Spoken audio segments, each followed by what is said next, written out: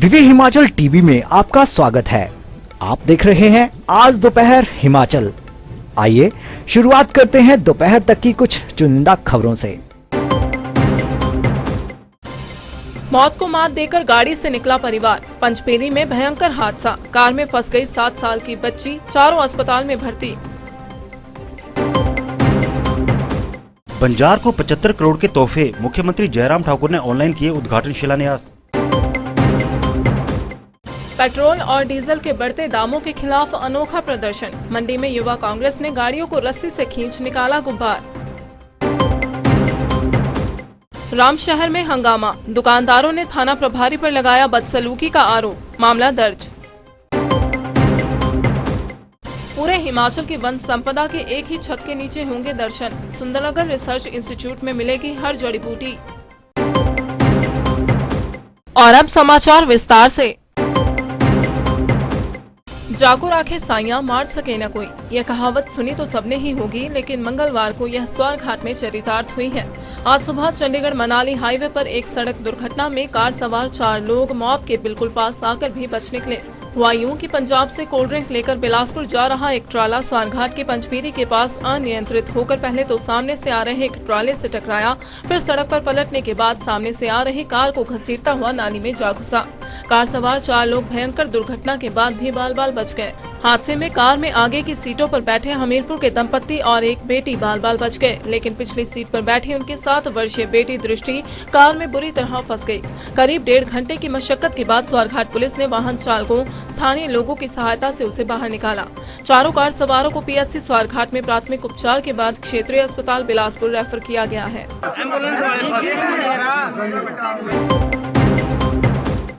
मुख्यमंत्री जयराम ठाकुर ने बंजार विधानसभा को 75 करोड़ के तोहफे दिए हैं।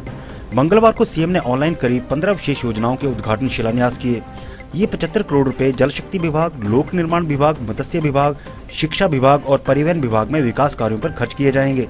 उन्होंने बंजार के अंबेडकर भवन में उपस्थित सभी लोगों को संबोधित करते हुए कहा कि प्रदेश सरकार विकास कार्यों में दिन रात लगी हुई है। इन सभी योजनाओं को जल्द धरातल पर उतारा जाएगा और जल्द इन्हीं लोगों को समर्पित किया जाएगा।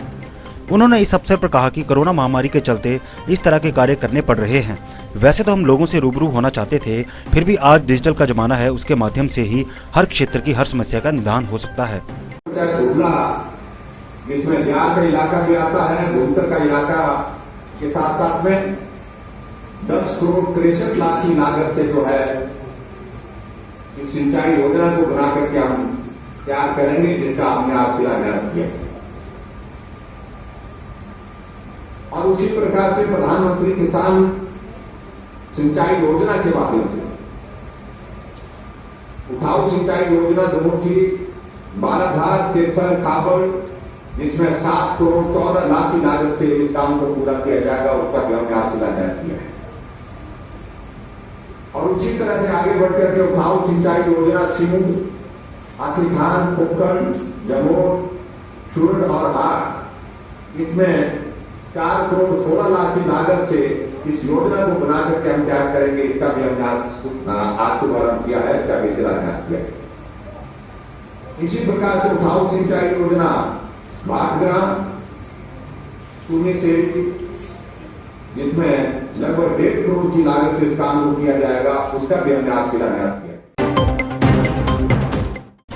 मंडी में मंगलवार को युवा कांग्रेस ने पेट्रोल और डीजल के बढ़ते दामों के विरोध में रैली निकालकर धरना प्रदर्शन किया। उन्होंने गाड़ियों को रस्सी से खींचकर विरोध जताया।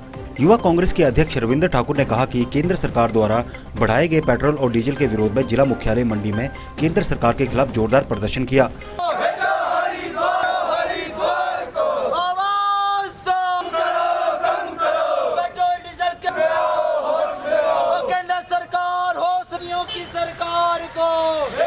उन्होंने कहा कि जहां अंतर्राष्ट्रीय मार्केट में तेल की कीमतें कम हुई हैं, वहीं केंद्र सरकार लोगों को ठगने के लिए निरंतर पेट्रोल और डीजल के दाम बढ़ाए जा रहे हैं।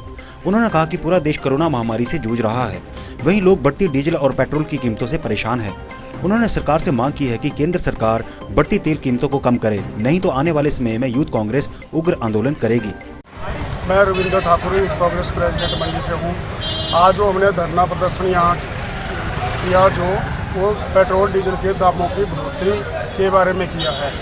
जब आप सबको पता है, जबकि अंतर्राष्ट्रीय बाजार में तेलों के दामों में गिरावट आई है, तो यहाँ भी तेलों के जो रेट है वो कम होने चाहिए थे, तो इन्होंने कम के बजाय यहाँ मतलब 4 गुना आगे कर दिए हैं।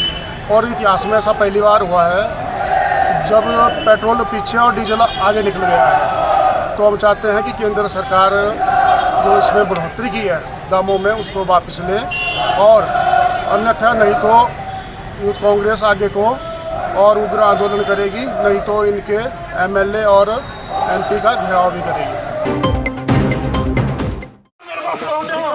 मेरे पास स्टाफ वाले नहीं है, आ जाओ नीचे, आ जाओ नीचे।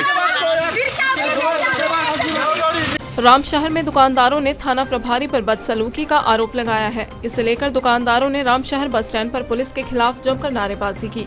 दुकानदारों का कहना था कि थाना प्रभारी बस स्टैंड पर स्थित एक मेडिकल स्टोर पर आए और थोड़ी ही देर में हंगामा हो गया और बात तू मैं तक पहुंच गई। इस बारे में थाना प्रभारी रूपलाल कथानिया ने बताया कि मेडिकल स्टोर के मालिक ने थाना में हरजीत सिंह के खिलाफ धमकी देने की शिकायत की थी, जिसकी पूछताछ के लिए हरजीत को थाने बुलाया था, लेकिन वह नहीं आया। इसी सिलसिले में पूछताछ करने वह उसकी दुकान पर गए थे। उन्होंने बदसलूकी करने की बात को गलत बताया।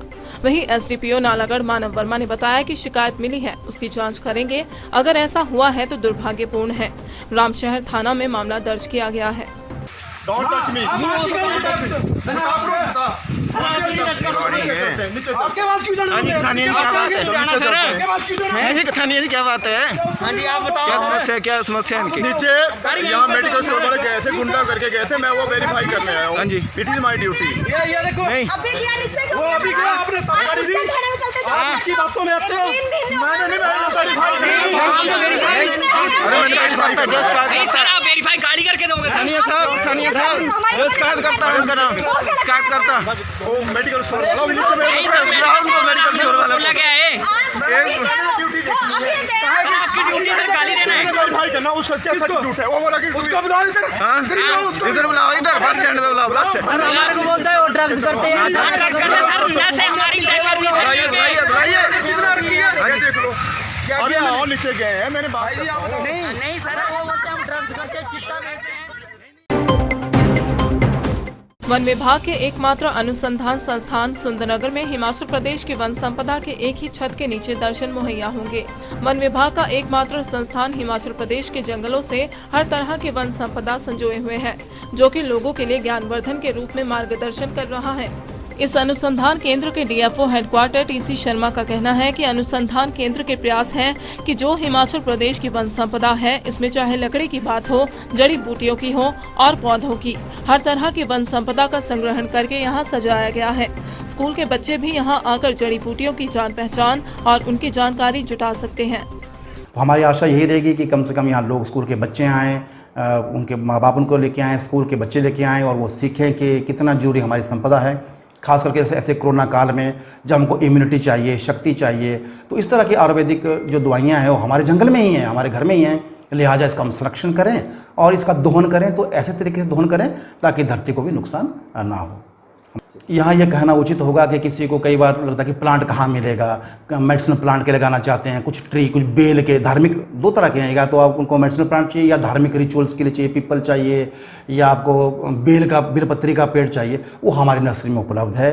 आप हमारा कॉन्टैक्ट नंबर भी है आपके पास, तो आप यहाँ इसी इंस्टीट्यूट में आके या रोपड़ी नर्सरी में आपको उस वक्त मिल जाएगा। कुछ हमने इसके थोड़ा सा पैसा रखा होता है, वो ज़्यादा कॉस्ट नहीं है, छोटा सा प्लांट 15 रुपये में मिल जाता है आपको प्लांट, तो हम देने की कोशिश करते हैं, उसमें उस सबको मिल जाता है।